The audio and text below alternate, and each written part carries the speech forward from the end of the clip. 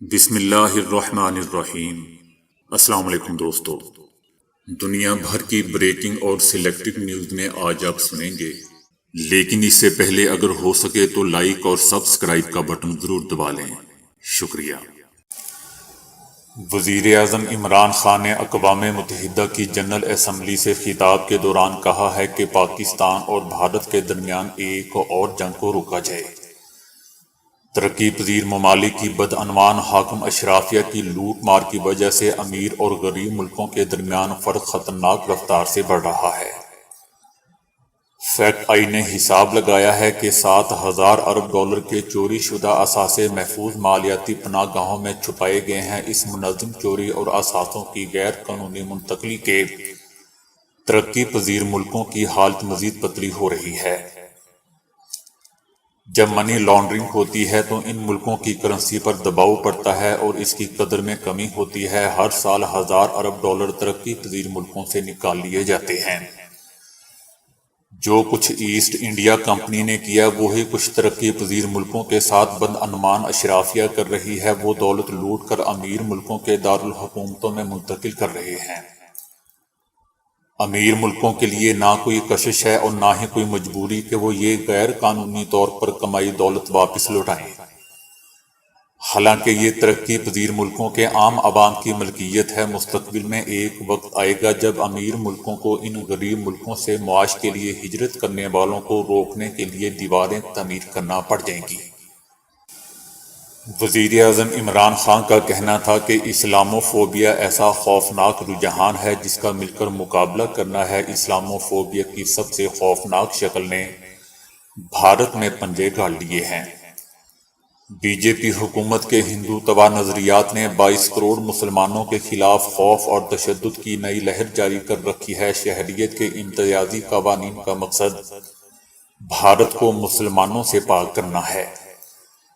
کوشش کی جا رہی ہے کہ مقبوضہ وادی کو مسلم اکثریتی علاقے سے مسلم اقلیتی علاقے میں بدل دیا جائے۔ انہوں نے کہا کہ بھارت اور پاکستان کے درمیان ایک اور ممکنہ جنگ کو روکنا ضروری ہے۔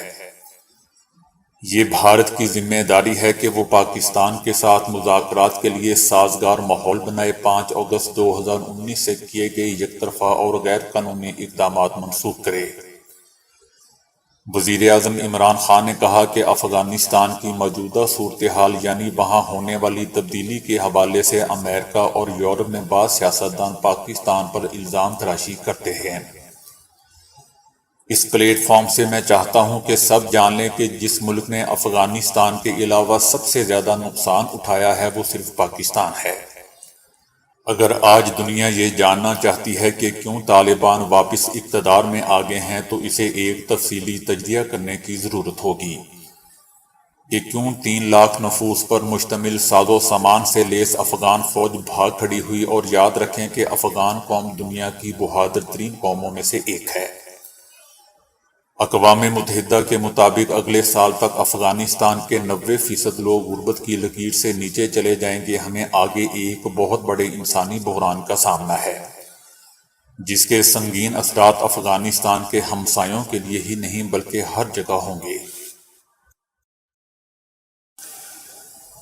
وزیر اعظم نریندر مودی کے دورے پر بھارتی امریکیوں کی جانب سے وائٹ ہاؤس کے باہر احتجاج کیا جا رہا ہے۔ احتجاج کرنے کے لیے بھارتی امریکی وائٹ ہاؤس کے سامنے پارک پر جمع ہیں۔ امریکی بھارتیوں نے مودی کے خلاف پلے کارڈ ہاتھ میں تھامے ہوئے ہیں اور نعرے بھی لگا رہے ہیں۔ احتجاج میں بھارتی امریکیوں نے جو بائیڈن سے مطالبہ کیا ہے کہ بھارتی رہنماؤں کو حقوق کی خلاف ورزیوں اور مذہبی آزادی پر جواب دہ بنائیں۔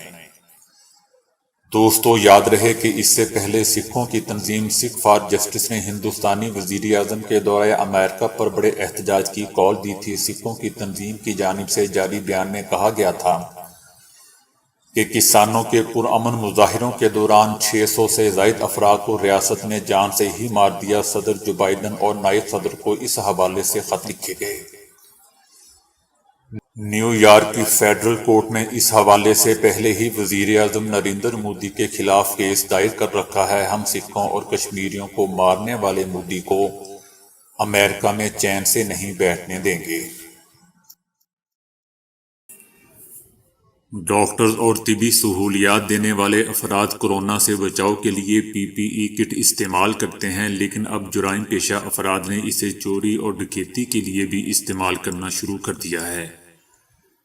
بھارت کے شہر دہلی میں سونے کی دکان پہ ڈکیتی کرنے والے شخص نے پی پی ای کٹ پہن کر واردات کی۔ پولیس نے 25 کلو سونا چرانے والے ملزم کو گرفتار کر لیا، جس کی مالیت 13 کروڑ روپے بنتی ہے۔ پولیس کے مطابق واقعے کی سی سی ٹی وی ویڈیو حاصل کر لی گئی ہے۔ واردات کے وقت 5 مسلح سیکیورٹی گارڈ ڈیوٹی پر بھی موجود تھے، تاہم وہ واردات سے لا علم رہے۔ پولیس نے واردات کے حوالے سے بتایا کہ ملزم 5.5 گھنٹے تک شو روم میں موجود رہا اور واردات کے بعد سونا رکشے میں لے کر فرار ہوا۔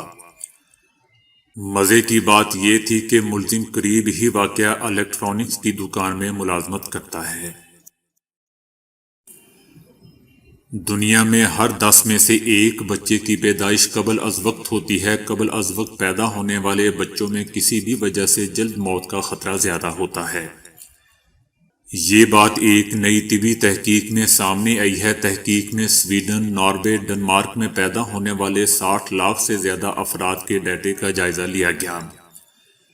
جن بچوں کی پیدائش قبل از وقت ہوتی ہے ان میں درمیانی عمر میں موت کا خطرہ زیادہ ہوتا ہے۔ قبل از وقت پیدائش سے دل کی شریانوں سے جڑے امراض جیسے ہارٹ اٹیک یا فالج، پھیپھڑوں کے دائمی امراض اور شوگر سے موت کا خطرہ دیگر کے مقابلے میں دگنا زیادہ ہو جاتا ہے۔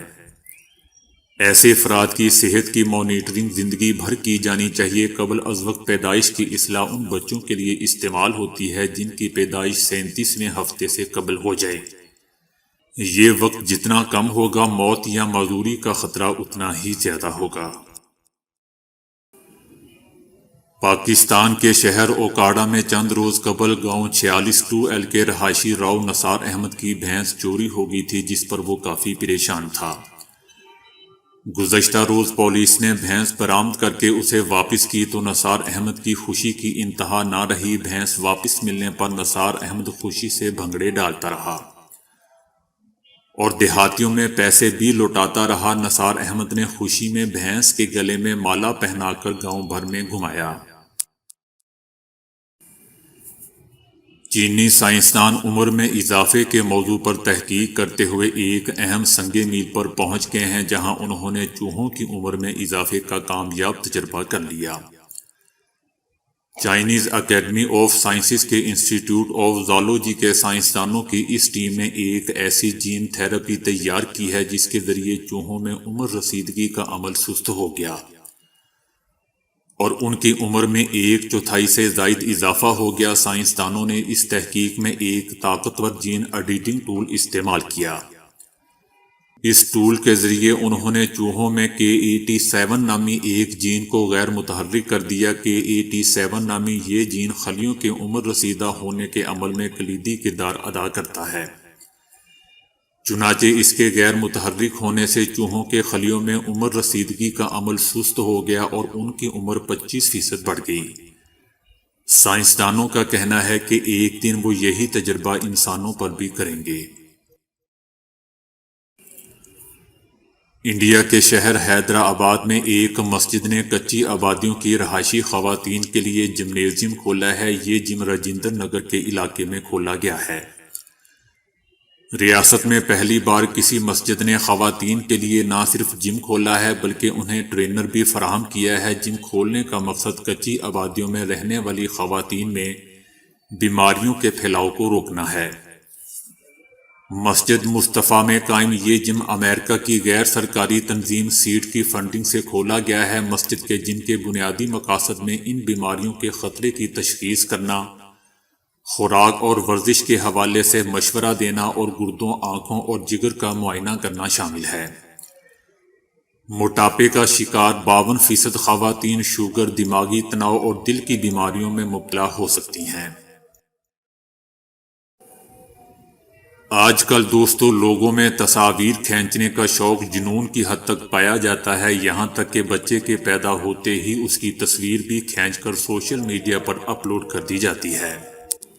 لیکن کیا آپ تصور کر سکتے ہیں کہ کبھی کبھی یہی تصویر خود بچے کے لیے کس حد تک خطرناک ثابت ہو سکتی ہے؟ حال ہی میں ایک 3 ماہ کا بچہ اس وقت اپنی ایک آنکھ کی بینائی کھو بیٹھا جب اس کے والد کے دوست نے اس کی تصویر کھینچی، لیکن دوست اس دوران فلیش لائٹ بند کرنا بھول گیا۔ فلیش لائٹ نے براہ راست بچے کی ایک آنکھ کو بری طرح متاثر کیا اور یوں ساری زندگی کے لیے ایک آنکھ سے معذور ہو گیا۔ یہ تصویر صرف 10 انچ کے فاصلے سے کھینچی گئی، جس کے بعد بچے کے والدین نے دیکھا کہ بچے کی ایک آنکھ سے پانی بہہ رہا ہے، جبکہ انہیں ایسا بھی محسوس ہوا کہ جیسے بچے کو دیکھنے میں دشواری کا سامنا ہے۔ والدین نے جب ڈاکٹر سے معائنہ کروایا تو اس نے بچے کی ایک آنکھ ضائع ہونے کی تصدیق کر دی۔ ڈاکٹر کے مطابق آنکھ میں موجود میکیولا پر پائے جانے والے سیلز طاقتور فلیش لائٹ کی وجہ سے متاثر ہوتے ہیں اور اس طرح بینائی جانے کا خدشہ پیدا ہو جاتا ہے۔ ڈاکٹر کا یہ بھی کہنا ہے کہ 4 سال تک کی عمر کے بچوں میں میکیولا مکمل طور پر تیار نہیں ہوتا اور اسی وجہ سے وہ فلیش لائٹ کی روشنی برداشت نہیں کر پاتا۔ والدین کو چاہیے کہ وہ بچوں کی تصاویر کھینچتے وقت انتہائی احتیاط سے کام لیں اور فلیش لائٹ آف کرنا نہ بھولیں۔ دی ٹائسن لیڈی کے نام سے مشہور معروف کک باکسر روبی جیسیا میسو نے اسلام قبول کر لیا ہے، یہ خبر انہوں نے اپنے سوشل میڈیا اکاؤنٹ پر دی۔ باکسر روبی جیسیا کا تعلق ہالینڈ سے ہے۔ اسلام قبول کرنے سے قبل ان کا تعلق مسیحی مذہب سے تھا، تاہم انہوں نے چند برس قبل اسلام سے متعلق پڑھنا شروع کیا۔ اسلامی تعلیمات نے انہیں اس قدر متاثر کیا کہ انہوں نے باضابطہ طور پر دائرہ اسلام میں داخل ہونے کا فیصلہ کر لیا۔ روبی جیسیا نے ہالینڈ کی مسجد میں گواہوں کے سامنے کلمہ شہادت ادا کیا اور متعلقہ دستاویزات پر دستخط بھی کیے۔ روبی جیسیا اسلام قبول کرتے وقت باحجاب تھیں اور ان کی حجاب میں ملبوس تصاویر سوشل میڈیا پر بھی وائرل ہو گئیں۔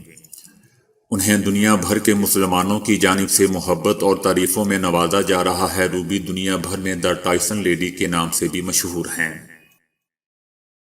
تو دوستو ابھی کے لیے اتنا ہی۔ ویڈیو کو لائک اور شیئر کرنے کا بہت بہت شکریہ۔